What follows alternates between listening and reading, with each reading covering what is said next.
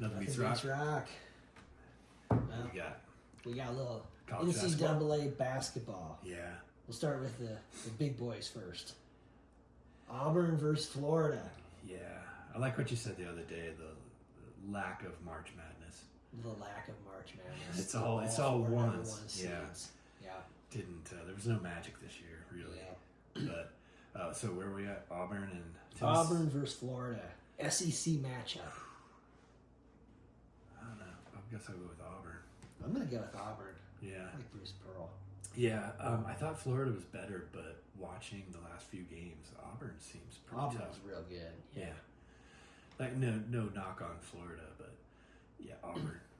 They just look that little bit tougher. Look at how much better Florida is this year than last year when the Buffs were beating them in the first round of the tournament. I know. I think about that every game. You're like, man, we beat these guys last year. We're so close last year. Even. Yeah. And then. Yeah.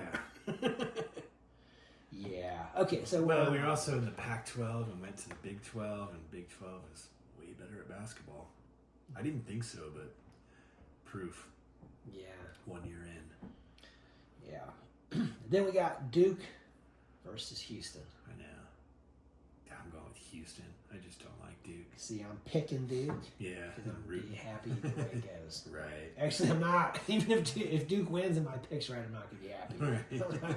I want Houston to win. Oh, yeah. But somehow, I'm thinking Duke, and then Duke-Auburn is what I got in the finals. And I'm going to pick Duke to win that one. No. Duke to win the whole thing. Houston-Auburn and Houston to win the whole thing. That's what, yes. I would like to see that That's what happen. I'd like to see. Big 12. Kevin Sampson. Right. They could barely beat gets the Buffs. Gets a nice little Oh, laugh definitely, at everything that's gone on, and how about this, Yeah, and Kelvin Sampson and Bruce Pearl in the finals. Right. Oh my God, kind of either way that one Yeah. goes. We'll be rooting for Houston because of the Big 12 and everything. But right.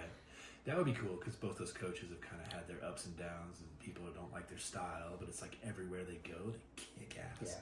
So it would be cool. It'd be better if they somehow were on the opposite sides and they could meet in the finals. They can. Houston and Auburn can play in the finals.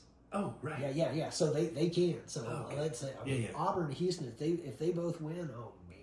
Yeah. Then it's like, oh, look at this finals. This is great, It'll be the best one ever. Yeah.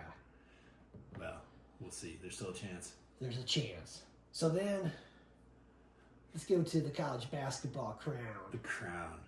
Villanova 85, Colorado 64. Yeah. What do you think about that one? Like I said, the 3 weeks off, it's just scary. It's kind you of were like, right about that. Yeah. It's kind of like the bowl season for football. It's like, some teams play their last game like December 1st or something like that. They don't play another game until New Year's. Yeah. And all of a sudden they're not any good. Look at all the teams in the football playoff that got a first round bye. They were not ready for the second round. They were not ready, and they've just fell hopelessly behind before they got anything going. So. Yeah, I just think that there's too much time, and I don't know how you can have any kind of intensity like in practices and whatnot, other than to say, hey, you got a free trip, all expense paid to Vegas. We're gonna go play some more basketball instead of going home. That would be cool, but you make the same comment or the same speech to your Villanova players. Obviously, it stuck with them. So I don't know what. God, I know, man. Because remember at the end when CU won through their last 4 Big 12 games, we were very much encouraged and thinking like, hey, Tad Boyle. But remember how we were like, but how do we explain that UConn win? Yeah. Because we wanted to think, he was coaching them up and they were getting better at the end and everything. But we kept thinking, but God, everybody got better. UConn, I know. And everything. And so and then afterwards, man, I read an article by Mark Kisla, the Denver Gazette. Yeah. And Kisla has the utmost respect for Tad Boyle. Yeah. But he basically said, you need to adapt and evolve or else this is going to be basically he said, a long, painful freaking death for you here and everything.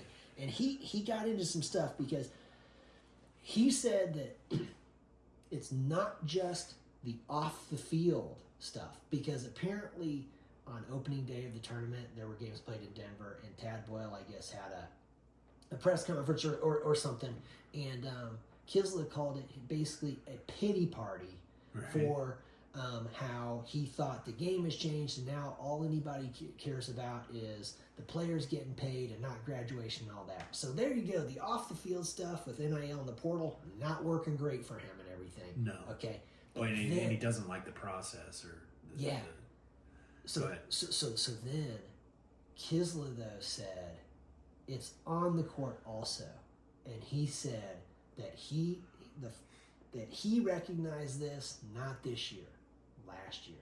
And he said last year's team was the most talented, best starting five that CU has ever had. He said 3 of those guys got drafted to the NBA. Right. And yet Tad Boyle had them playing like a slow down game. He said they were ranked 169th in the country at, pace of play. Okay. And so then there was a couple of quotes from a Wisconsin coach, and the Wisconsin coach said that that they knew that they had to adapt on the court and off the court with what they were doing. And he said the game has become a 3-point transition NBA-style game based on analytics. Right. And so Kisla's saying is that Tad Boyle is an old-school coach, and he is like, he's basically the guy that's not going to go for it on 4th down. Right. You know, like in football hats, like that's changed. People assume like, hey man, analytically, it's better to go this way. And so, pretty much by the end, his style is totally different too. It's defensive basketball. Yeah, defense rebound. And just don't turn the ball over. They don't seem to have any kind of organized offense. No, it's just like beat your guy, get a shot. 5 guys standing there, and transition fast break basketball is more something that the players do on their own. So not an organized coaching So it seems like what Kisla was saying was that last year's team could have been better. Play at exactly, saying like it's not just that and everything. Right. He's going to struggle to get good players now and everything, and he's crying about it, kind of, But he's saying like, hey man, you had a loaded team last year, man, and you guys underachieved badly. He was saying like it's not bad enough that you didn't make the Sweet 16. It's that you didn't get the most out of these guys, man. You had a team that could have been, like how we're saying, use the altitude to your advantage, man. Wear teams out, run, and everything. And that is just saying, like, man, this guy is just not doing that. And that for the Wisconsin coach and BYU and Texas A&M and all these other schools, like, they've recognized it. This is how the game is played.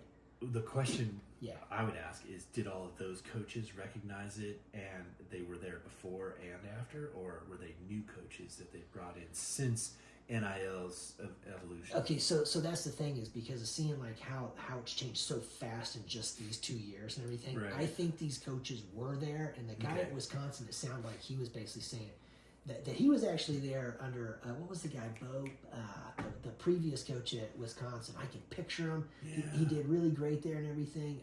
And when he stepped in, like this guy was part of his staff and everything. He said though that they recognized like, hey man, it's coming. Yeah, that it's sort of like, listen, man. Well, 3-point basketball and fast break, it's been coming for quite a while. The NBA's been, the 3-point shot is such a big deal. Yeah. It's changed everything. Yeah. And, there's teams that, they shoot more 3-pointers than 2-pointers. Yeah. So it's kind of hard to, I don't know, unring that bell. Yeah. And it's fun for fans. Yeah. Because when someone throws up a 3-pointer and it goes in, you hear it. It's awesome. It's a big deal. The crowd goes crazy. You get a layup, it's like, yeah, we got a layup. The excitement is the is not even. 3-pointers and the dunks, man. And it's like you can see like that's kind of what the game is now. Yeah. Those the worst shot is that like a foot or two inside the 3-point line, pull up there and shoot the jumper, and it's like unless you get a foul, and then it's a 3-point play opportunity. Yeah, so for the most part, it's like that's discouraged now. It's like, man, either shoot it from 3 or get the ball into where it's an easy bucket, right there. But the mid-range stuff is kind of so. Anyway, this article, Tad Boyle, because of the success he's had to this point and everything, he definitely deserves another year. We'll see, but it gave me pause. Yeah, you got to think like if he doesn't make any changes. The thing that I would go back to is that he got those players last year. Obviously he didn't get them this year, but why all of a sudden was there no interest? Like, was it because we switched from the Pac-12 where we had more inroads in recruiting, like I don't think that would have shut down just in 1 year. I think it's because of the enormous impact that NIL just had.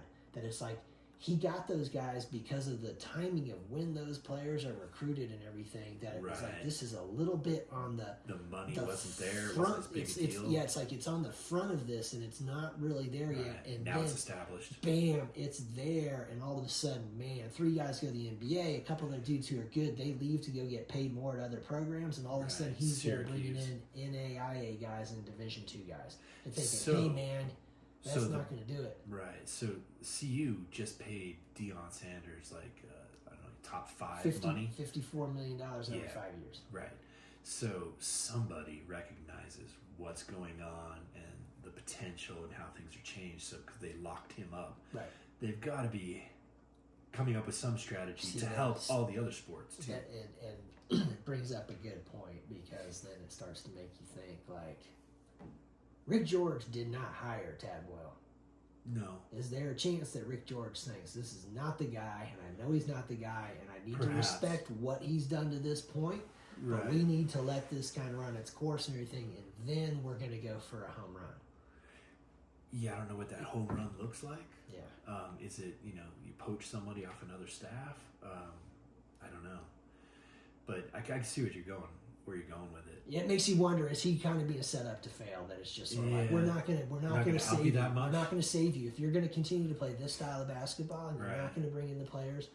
So it's not that his style of basketball doesn't work and can't win, but it's not flashy and it's not bringing in money. And it's not bringing in the top players. It's probably not going to bring in the top players, and the fact that like what Kisla's argument is like, hey man, last year's team. That team was loaded with good players, and he did not get the most out of it because they had a lot of injuries last year. Yeah, I know Cody Williams didn't play much at all. No. And to say that they underachieved is kind of misleading because how often do we make the tournament? Like 2-3 times? It's still with 3 dudes that got drafted. I get it. No, you know what I mean? How many other schools? It's a legitimate. It's a legitimate argument. However, we don't make it that often, so it's not like to be 3 points away from making a Sweet 16 was pretty close. Yeah, I don't know. Next year will be big. We'll see. If next year he's earned one more year, but all I want to say is that this loss to Villanova. For me, was really super discouraging because they got just blown out. Yeah. And you can see 85 to 64, and some of what Kisla's saying makes me think, so what? You decide to come out and play this slow down bullshit and everything, and you just find yourself down by 20, bam. You're down by 15 just right out of the box. Yeah. It's bad. And it's just like, okay. I don't know if that's his fault, but you got to say, the Villanova coach, he had his guys going. He had his guys ready. Yeah. And Villanova, I think they're in some... I'm not positive what their coaching situation is, but I want to say that they were a team that I thought was a little, they were not happy with how their season went. And this isn't like you lost to a great Villanova team. Right. This is a CBC, man. Right. And you're getting beat by 21. Right. You're playing Houston within 9, but you're getting smashed by these guys. Come on, man. That's the thing. That's the 3 weeks off. I don't like it. The 3 weeks off, yeah. It just, I don't know. I think that even Deion Sanders with all the people around him, they still screwed up every time they had a bye week. Right. When they came back, they're terrible. All of a sudden in the second half they salvaged it. It's hard to salvage a basketball game because it's so streaky. Yeah. I don't know. I definitely agree though. Next year he's going to have to do something better. I wouldn't think that he would be on the hot seat based on everything he's done at CU. But with the landscape changed so dramatically with NIL that I think he is on the hot seat. It's kind of unfair. You know what it is? Literally in this article, Kisla said that the direct quote, or the quote from Tad Boyle was like, "I'd be lying to you if I said I hadn't thought about retiring." Yeah. Well, maybe that's what he does. But he retires so they don't have to.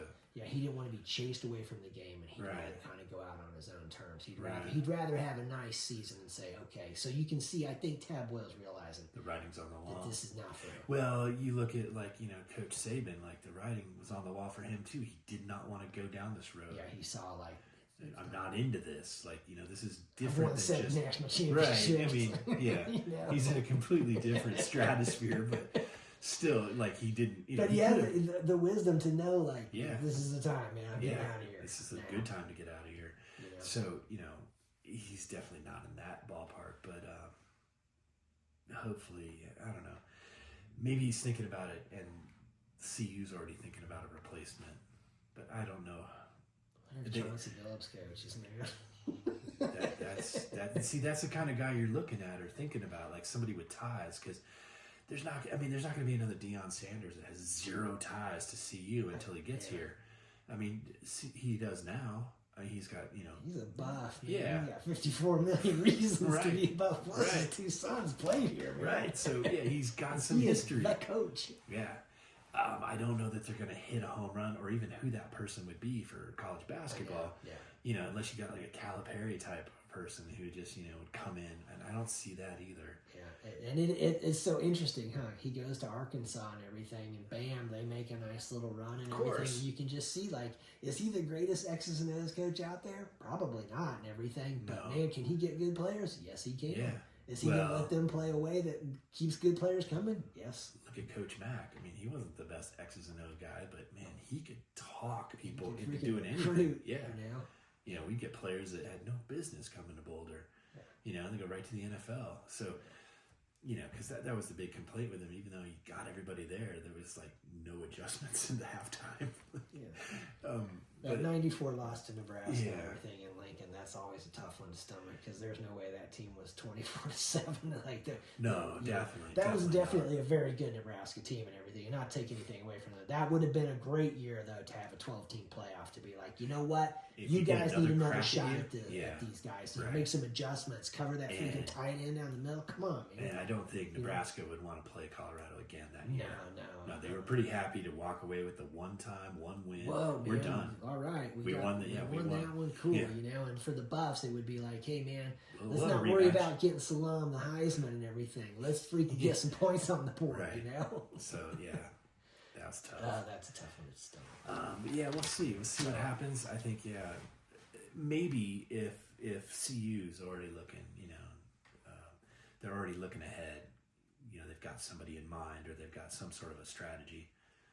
Because if he's already looking at the door, Tad Boyle, then maybe they're already like working on it as a unit rather than just they want to dump him and and let's face it, this is the kind of thing where we were joking about promotion and relegation. When we were saying CBC, what is that? And it was like, oh yeah, the losers are getting relegated. and then you get dumped in the very first game. Like that, and it's like, you guys are really good candidates to get relegated. Just stamped your ticket. The way it's looking for you guys, man. Yeah. We might not even let you play basketball next year. What was crazy too is all the teams in it had like winning records. Oh, you see the Buffs sitting there at like 14 and 20 and go, wow, man, if they win all 4 games and win this thing, they still got a losing record. Right. I don't know how they did it. I honestly don't know. It'd be cool to see. Like there was $500,000 of NIL money on the line. Yeah, that's what was going to the winner. Yeah, and then it was like second place was like $350,000. Yeah, and it's like, oh man, you can get you guys. Cowboys probably like, I don't want that NIL. No, I don't need their money. That's not my style. I don't know. I hear about graduating my players. It's like, dude, it's changed, man. Yeah. Okay. Yeah, it's semi-pro or. It's exactly. It's like it's not that anymore. And like think about it in the big picture of all of it, man. You want your kid, you want your players and everything. You're helping them to be able to be successful in life.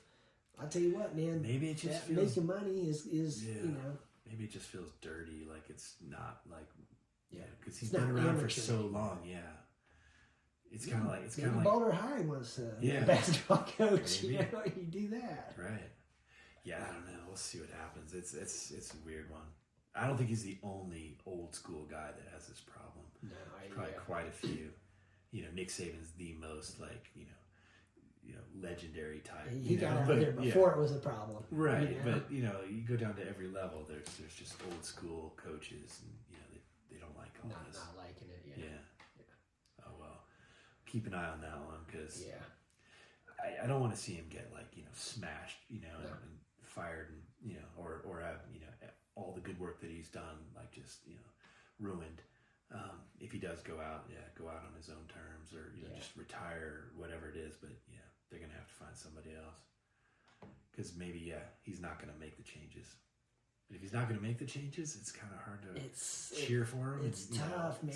I know. It's tough because you're thinking, boy, if that's the case, be even worse than this year. And it's like, it can definitely be worse. Oh, no, if you got absolutely. a guy that's not going to be able to recruit worth of crap and everything.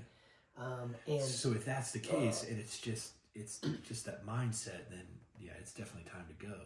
And I don't want to see that, but if he doesn't want to make the changes and knows what the new playing field looks like and doesn't want to do it, then just don't do it starting today. Let's get somebody who wants to. Yeah, it's a tough spot, man. Now is probably not a bad time to look because there's always hot coaches, prospects that come out of this time of the season, this time of the year. Guys that come up. There wasn't a whole lot of that. That was kind of the magic list, or the not enough madness in March Madness. Yeah, there wasn't any like streaky 15 seeds that went far or anything like that. So that seems like it's the rich get richer, yeah, poor get poor. Is what's going on right now with it.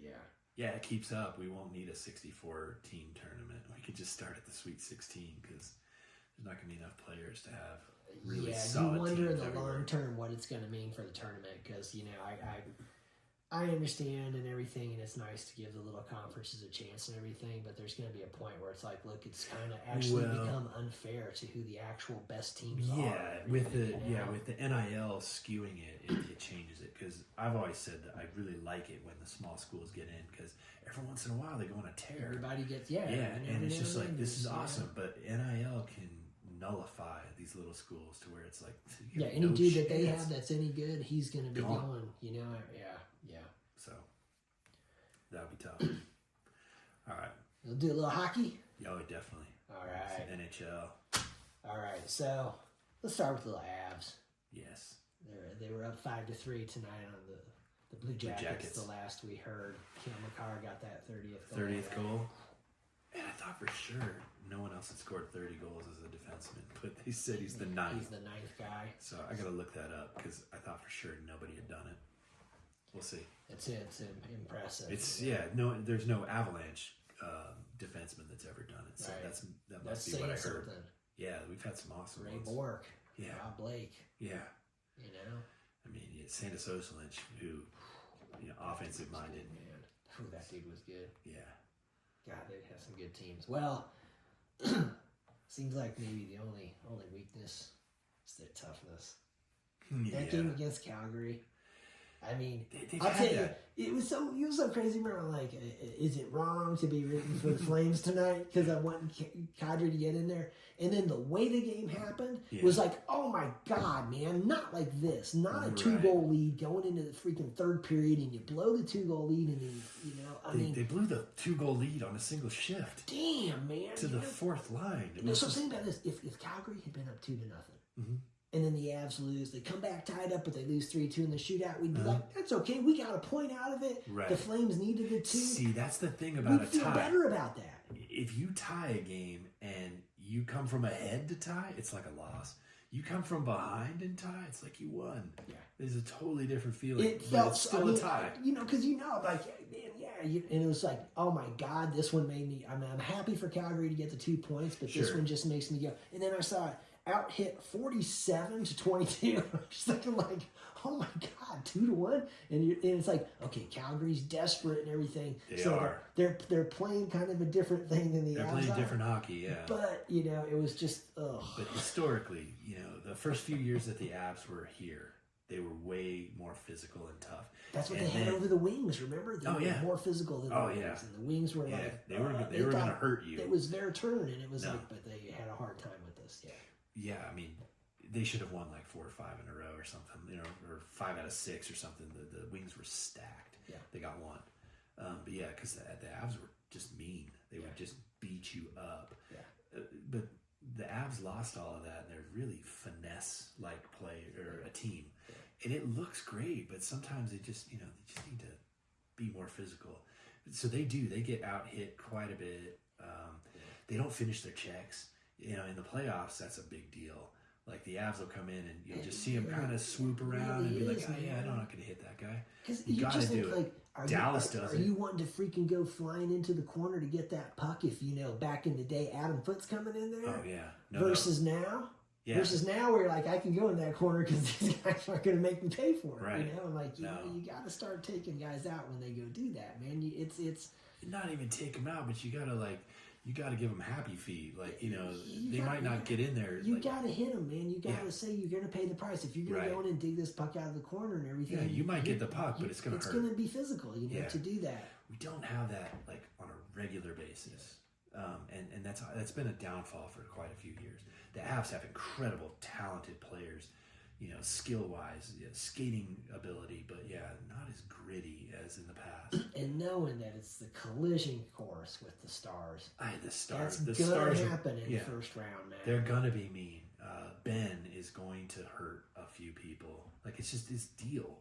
The Avs don't have anyone. I mean, they have some, fourth line kind of guys like that, but not the bottom enough of line them. is you don't want McKinnon No. to kind of have to be An enforcer. the enforcer guy also, even though Yeah. you're like, that dude, man, he's got it in he's him. multifaceted. Yeah. He can do that, but He can, we need some other guys to, No, there was a few years ago, like when they played in the bubble during COVID, and he got in that fight, and we thought he broke his hand. You're like, man, you cannot have your superstar fighting for himself. Yeah, like we were saying, the Four Nations, where it's just like McKinnon and McDavid, we're not involved in that stuff with the Kachucks, and everything. They were fine. Knock yourselves out. We'll beat you next time. Yeah. Guess what? So that said, the Avs they've gotten bigger and tougher with the acquisitions from the trade deadline. Right. But in the game against Calgary, it just didn't show at all. But Calgary's desperate. They're on the outside looking in. They've got a couple of games in hand, but they're still 6 points out? Let's take a look at that. Okay, so Calgary right now is in the third wild card spot. They've played 74 games. They got 82 points. Well, there is no third wild card spot. Right. So There's two spots that you'll make the playoffs. They're in third right now, so yeah. They're out. They would not make the playoffs right now. And so Minnesota. And even if they played the games in hand and got even, they would still be. They'd still be behind, because Minnesota and St. Louis have played 76. They got 89 points. Calgary's played 74. So if they won both of those to even it up, they would be at 86 points. So they'd still be 3 back. The way Minnesota's going, there's a chance. Well, yeah. The way St. Louis is going, they're not catching St. Louis. St. Louis hasn't lost a game since the Four Nations. Yeah, they are on Bennington fire. is just killing it. Yeah, but look out, Golden Knights. Yeah, you might not want to run into those guys because the year that they won it, Bennington. I mean, he took over in January and he rode it all the way to the Stanley Cup. He's got it in him, and the Four Nations thing just lit him on fire. Yeah, he's ready. All to go. that talk about it, he's the weak link and everything, Yeah, he showed everybody. Yeah, and for that thing, Hellenbuck, right? Hellenbuck, for Winnipeg, US. he was for the U.S. team and everything. Yeah. He's so much better and everything. Right. He is fantastic, man. He's he's great. But Bennington was bananas, man. He was, and he's won a cup. But the thing was, is it was somewhat justified.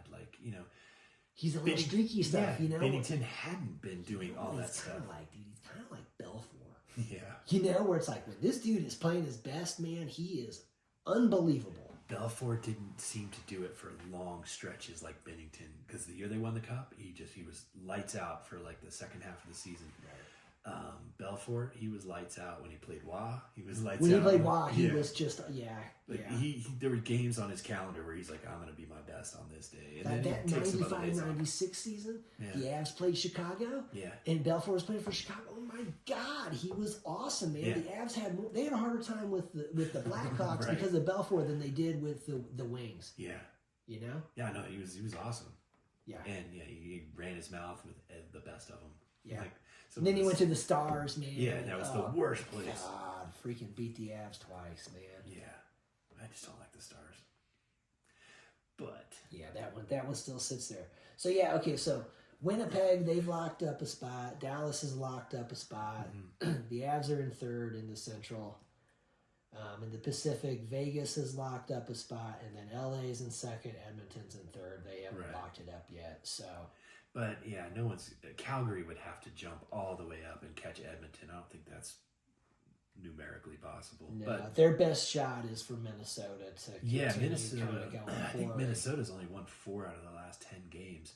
God, they're looking at it as 7 points behind Minnesota right now, but thinking like it's possible though because of the 2 games in hand. 2 games in hand, so that can cut 7 down they're to trending 3. downhill, and Calgary is climbing. Calgary's not climbing at a crazy rate like St. Louis is, but they're still doing better than. I don't think they catch St. Louis ever, unless St. Louis Seems just super unlikely. Unless there's injuries or something.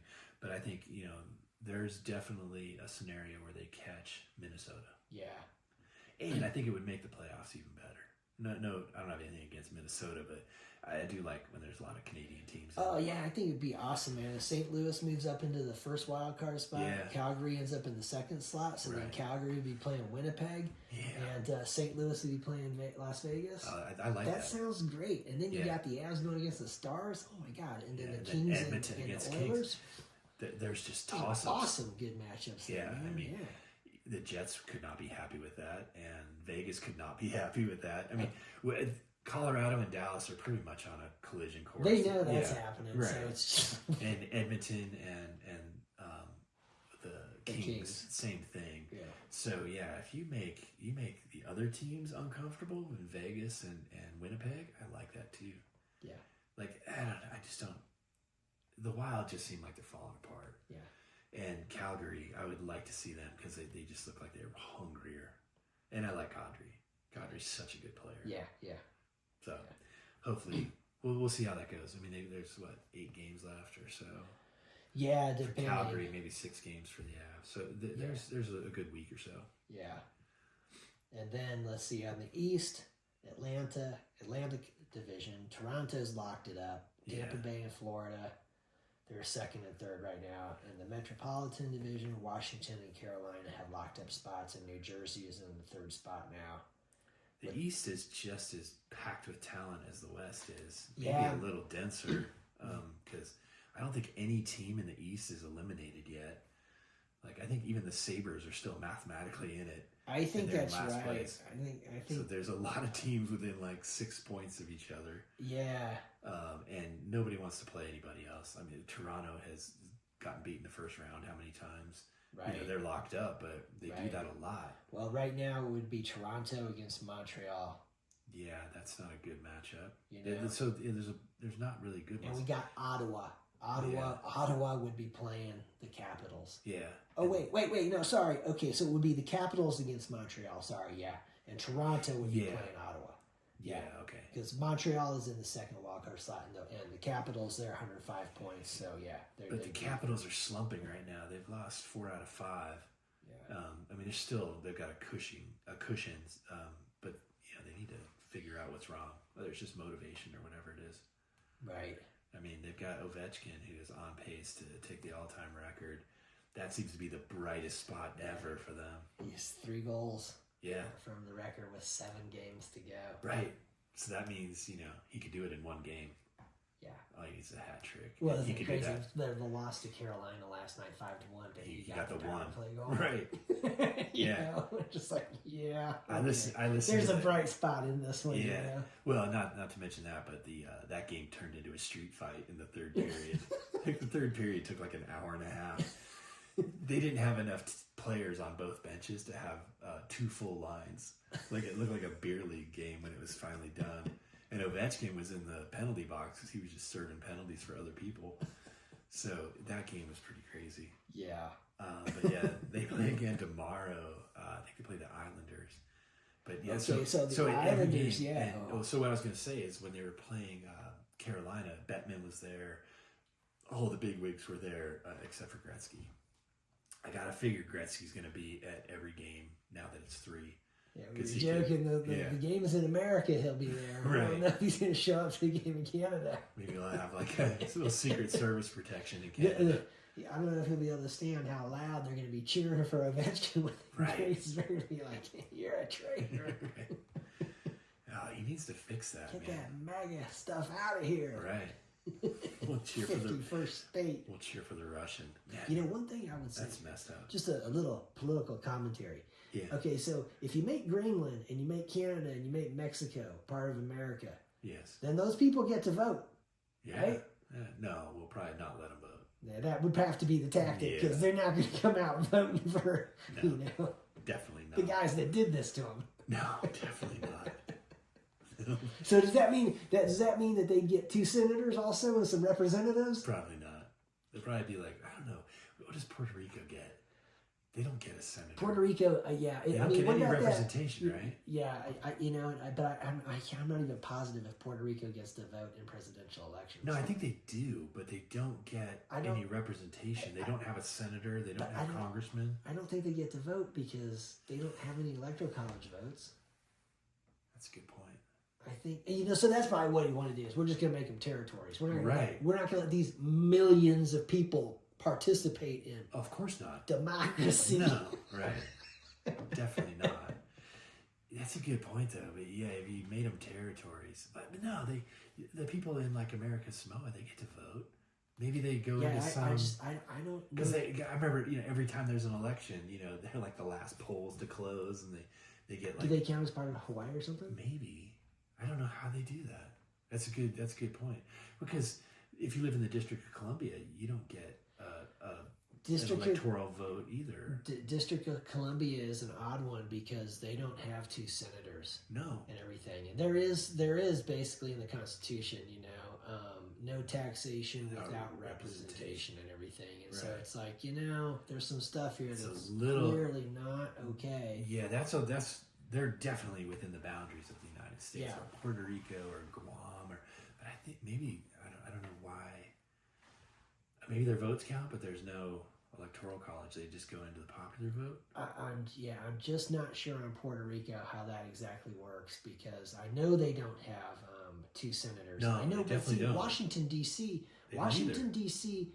gets to vote, and they get to vote for president, and their votes count. The District of Columbia. Right. And I don't know if it's 2 electoral college votes or what it is exactly.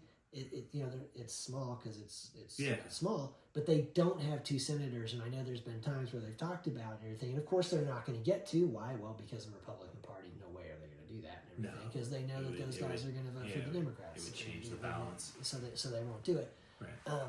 But anyway, though, just in the big picture of all of it, I just kind of wondered, like, have you guys thought about this? If you do something like this, there's going to be millions of people. Like, these are enormous. Oh, yeah. Canada's got like 70 million people, right? And they'd all be in one state. Like, we wouldn't have their provincial, or the provinces as different states. That doesn't make sense. Like, Canada's not just one big, country with no... And you don't get to just appoint Wayne Gretzky the governor of Canada and he'd have to get elected. Right. I don't think he'd be getting elected at this point. No, I think he'd get some votes, but he's not going to get the majority of the votes. Not with how he's handled this. Yeah.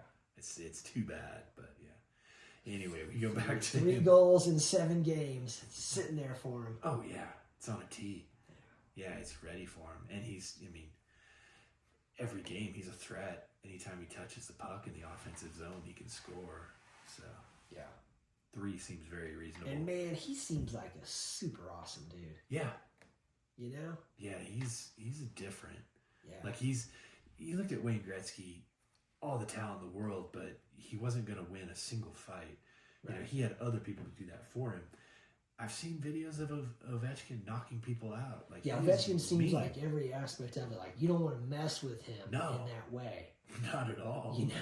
No, it'll turn into a bar fight, and he's winning that. Yeah. And he can score, and it's just. Because that dude Protas. Yeah, Protas is great. Okay, so he's like I think 6'5". Yeah. And like 230 or something. Yeah. And I was looking at Ovechkin's like 6'3", 240. Yeah. Where it's like he's even like thicker and more. He's thick. Like, oh, yeah. Man.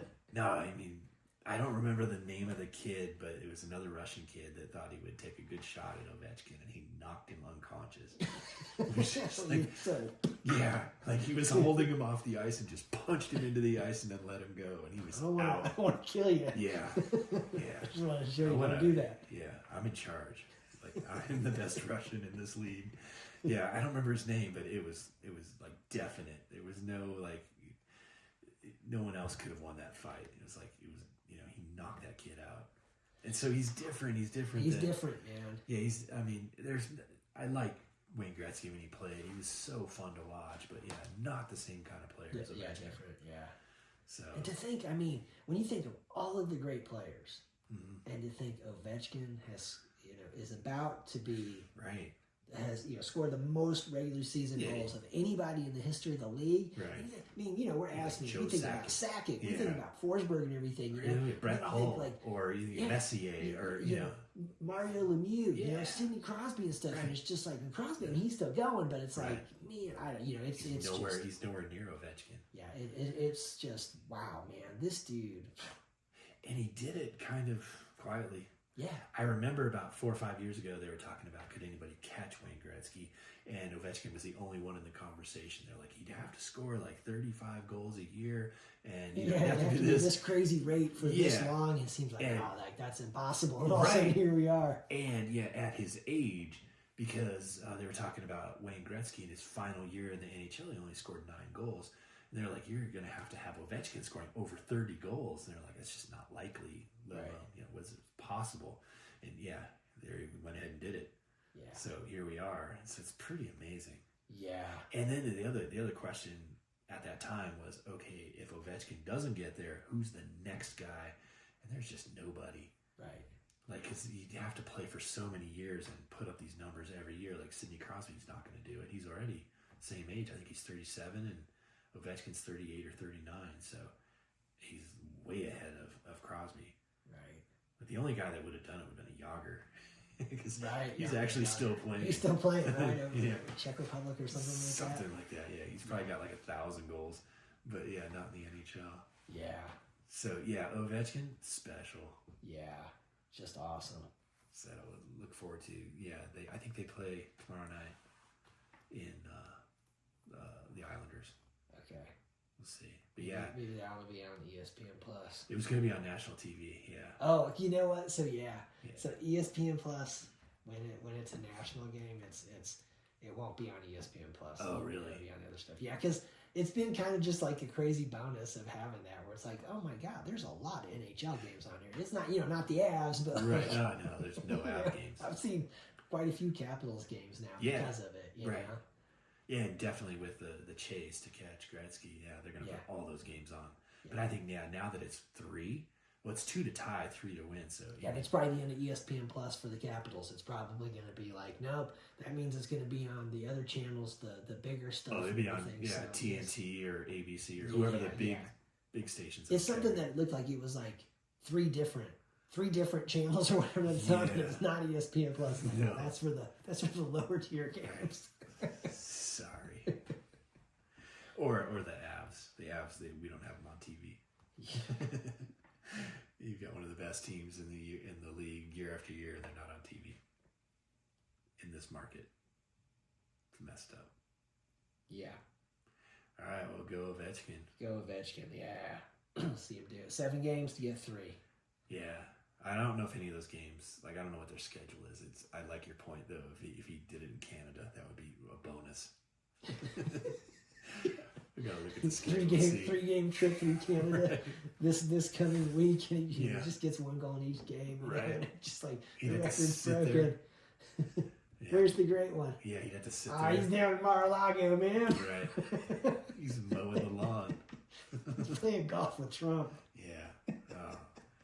That just sucks. You should be at this game watching this. I'm pretty sure Gordie Howe watched Gretzky beat him. Right. Or you look at like Eddie Merckx. How many races did he go to see Cavendish win? Right. To get that. I mean, talking like 30 races or something like that to get it. He just kept going. Yeah, might be a day. Could be any day. Not any day, but there was like targeted days. I'm sure it's probably not going to be Cavendish's day, but But any NHL game, he could get a goal and break it. So you think Gretzky should be at those? Yeah, just seems like the passing of the torch kind of thing. Yeah, you should do it. So you're classy, right? About all that stuff. Yeah, exactly. All right, nothing beats rock. Ovi the Great. Yeah, nothing beats rock. Yeah, what are they gonna call him? Ovi the Great. Ovi the Great. I think. Was that right? I think so.